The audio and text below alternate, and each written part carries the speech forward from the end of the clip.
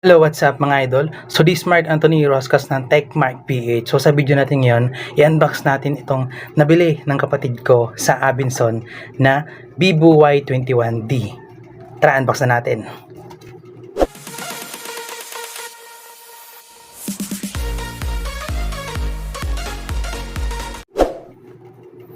Yun, special yung ano niya, bag. Yun. Doon sa tindahan, bali na-unbox na sa tindahan, ganoon talaga sila kapag bibili ka, lalo na kung regular consumer ka, is ina-unbox na lang nila. Yan.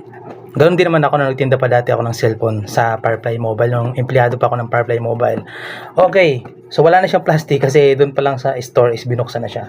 So dito, brand niya Vivo Y21D, ito yung itsura niya. Yan, so explore natin itong box. Dito naman, ito yung mga specs niya. Oh.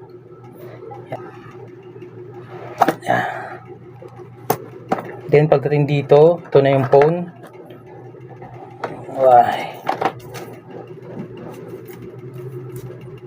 Yan, mamaya na to. Cover.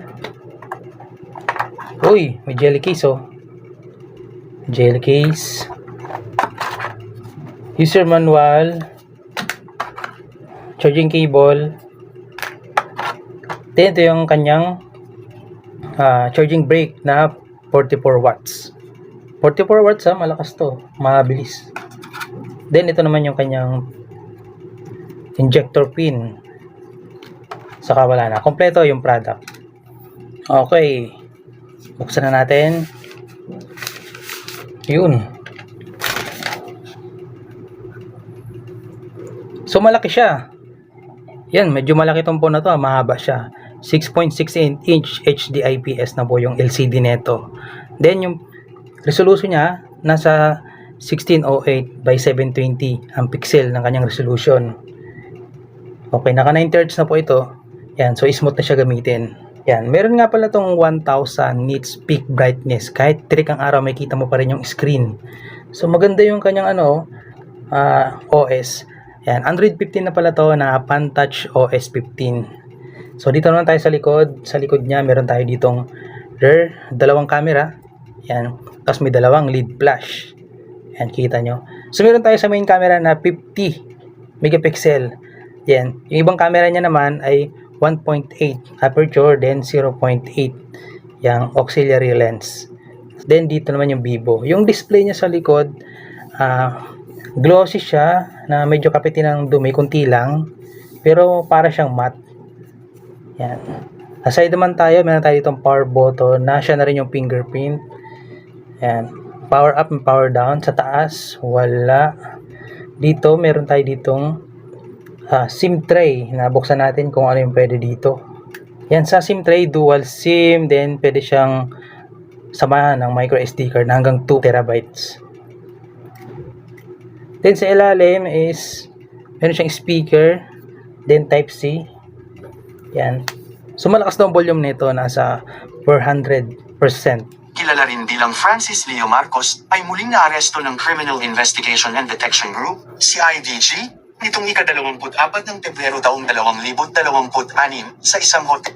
Mga bagong kaso, 2026, 12 counts ng unjust vexation, illegal use of uniform. Yan, so napansin nyo, malakas ang kanyang volume.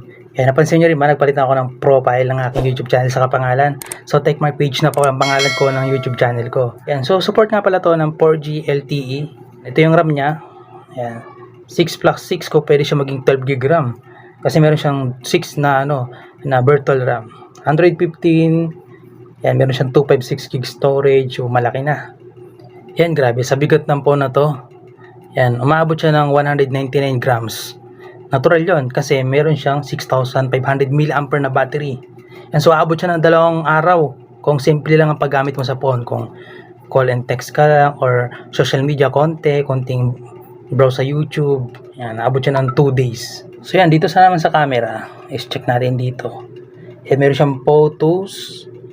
Yan, portrait, sa selfie, dito man sa night mode, naka front camera. So meron siyang night mode sa front. Sa more, check natin yung more. Meron siyang 50 MP. Ito na yung sinasabi ko kanina. Panorama, document, slow-mo, time-lapse pro.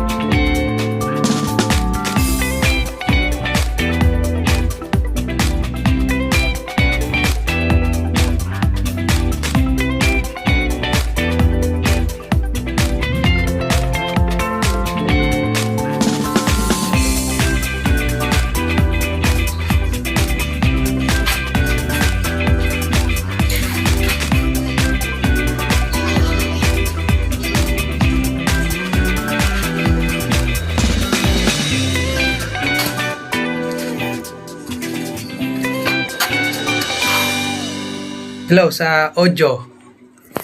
Yan, okay ba yung audio? Malinaw ba? Pwede ba siya pang vlog? Underwater photography, so pwede ka mag-picture sa ilalim ng tubig. Yan, may live photos pa. Okay, pag magpipicture ka daw, so syempre nasa ilalim ka ng tubig, di ba? May pipicturean ka sa ilalim ng tubig, may bibidyohan ka. So, punta ka lang sa camera, then click mo lang yung more. Sabi more, yun. Click mo yung underwater photography. Yan, so pwede ka na mag-picture. Yan, so itong tatlo, yan, nakasulat naman dito. Pag nag-take ka doon ng pictures, yung power up. Tapos yung screen record, yung record naman is power down. Pag i-off mo ang screen, ito naman, itong power button. So ang gagawin mo is ilong press mo lang to ng matagal. Yan.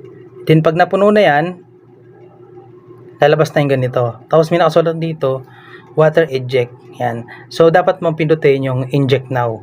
Kasi, nilagay mo sa ilalim ng tubig yung phone mo para naman maitulak nung phone palabas yung tubig. So, click mo lang to. Tutunog yan.